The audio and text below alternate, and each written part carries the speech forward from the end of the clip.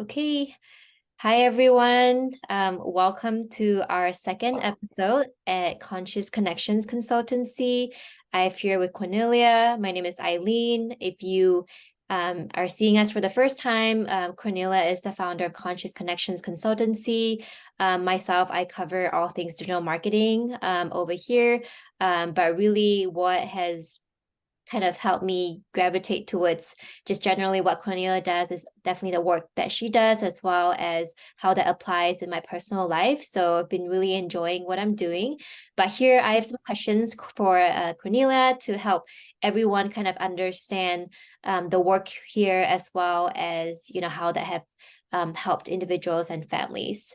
So to kick it off for the first question, just kind of a follow-up from what the previous episode, I wanted to, ask a little bit more about how you collaborate with families or individuals to kind of create a specialized or like a plan for them that really meets their unique needs and also their goals. Yeah. Hi, Aline. Hi, everyone. And thanks for giving me the opportunity to actually talk about what I'm doing. We had this idea right when you started for me, and we realized you have questions that are obviously maybe somebody else's questions as well. Okay, so how do I work with families and individuals and sometimes teams, and how do I think about how to work with them and come up with a plan? So very often someone comes for an individual topic or for a parenting topic or for a couples therapy topic. And the first thing I ever always do is kind of a bit of a detective work to figuring out what's the red string, like kind of what connects all these topics. What is it that is actually going on for this individual person? And always, I think, systems orientated. So I'm thinking, okay, what is the system that we're thinking about? Is it the family? Is it maybe the original family that person comes from? Or is it the current family? Or is it the workplace? What is the system that problem basically is operating in? And what is the goal that that person has? And then we may actually pull things together, pull people in who may would like to work on that process, or really just start with the connection of that person that I'm working with to the self. How can I be my best self? What is standing in my way? What's standing in my way? What may block me? Or how am I maybe operating in a way that is more of a passive construction of who I've always been? And how can we turn that into an active construction of who I want to be? And then we start from there to see, okay, if I improve the connection to myself, what happens in the outside world? What happens in the dynamics of the people I interact with? So, for example, if a parent comes to me and is saying that they're very upset because their children are angry all the time, well, then we actually look at, okay, what's causing that anger? What is causing that? And what is my role as a parent in this? In how do I support my child, but also maybe what's going on within me that my child is playing out. And the same could be true for a team or a work environment or a relationship. Is that understandable when I explain it like that? Yeah, so it's more like, so if I, have a specific problem or issue that I kind of recognize, I would just, sit down with you, kind of have a chat about what's going on. We'll have an open dialogue about, how it started, how I'm feeling, for example, what are my thoughts at that time. Is that kind of how it goes? And then we'll just break it down into Yeah. specific parts and what are some of the things I can do to address it. Yeah, so I work very intuitively.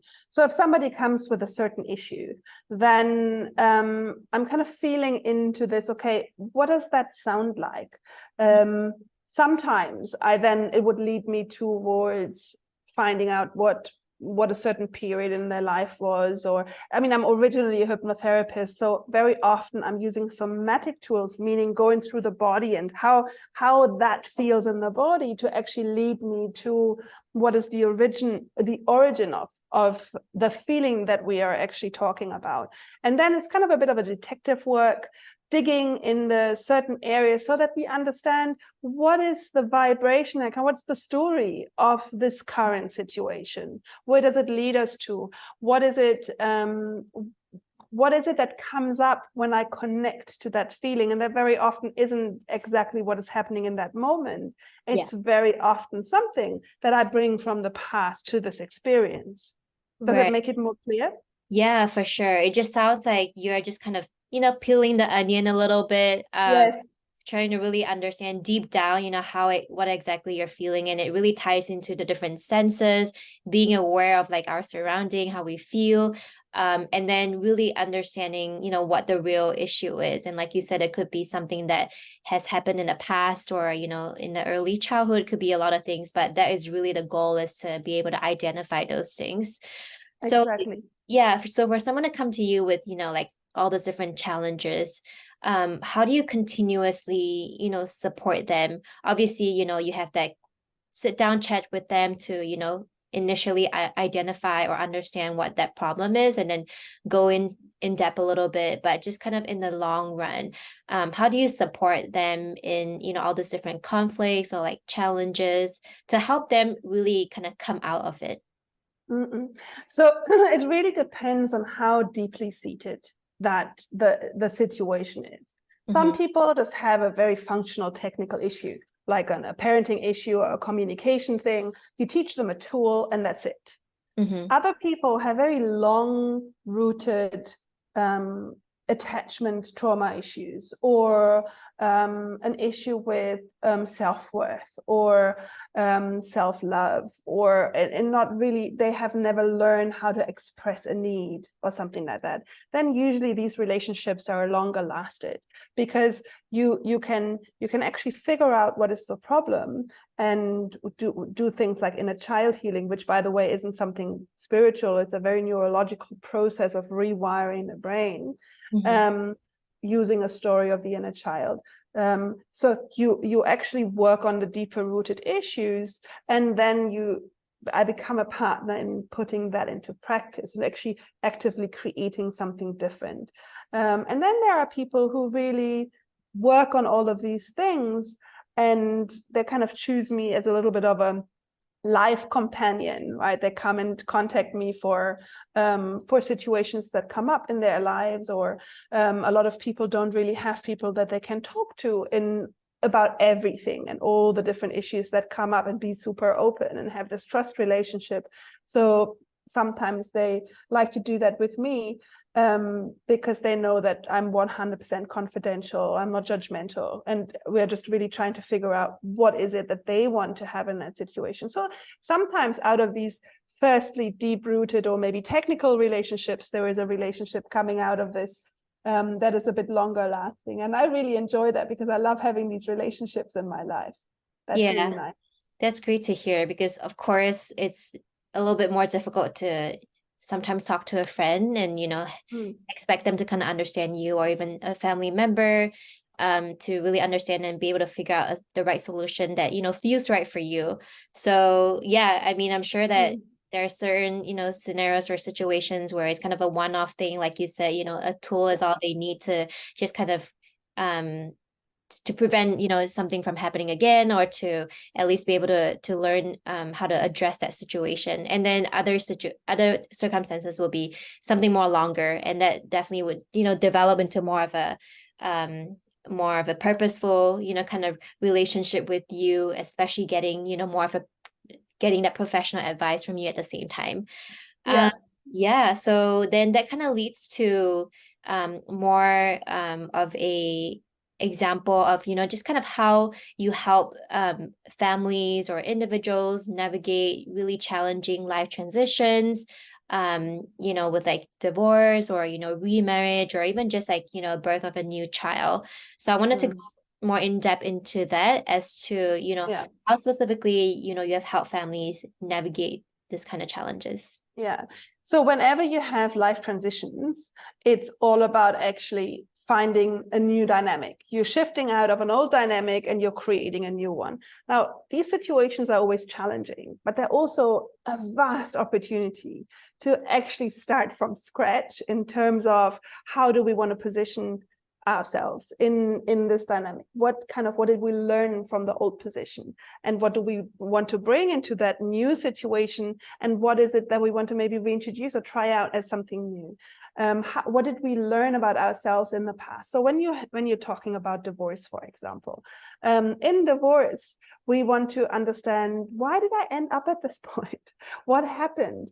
Is it a progress? Is it something that is actually bringing me forward, or is it a wall that I keep running into? Just sort of like learning about that, and then using it as an opportunity to create something that I truly want. So really reconnecting to myself rather than falling into a victim position, for example, which can easily happen. Or when I'm creating a new family, when I'm remarrying, what did I learn from the past that I want to bring forward? A new child is always a wonderful opportunity to see, how do I want to position myself, understanding the dynamics, that I become an active creator. That's something that I'm always talking about. How do we become active creators of our lives? Because really, most people are just passive consumers of past patterns. Yeah. That's good to know. Yeah, I'm sure it's always difficult to experience change, and more so, challenges. So it's amazing that, you're helping individuals and people really understand how to navigate challenges from their past experiences, and more so just kind of look towards, becoming an active creator in that kind of new environment or that new situation that they're in. But yeah, that question just wraps up our current episode. Thank you.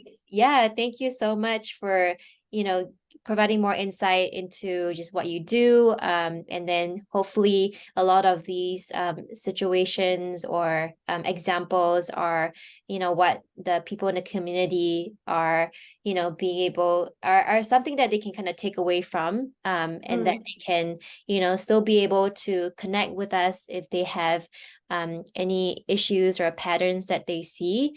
And we will, take some of this questions or even examples to plan our next episode.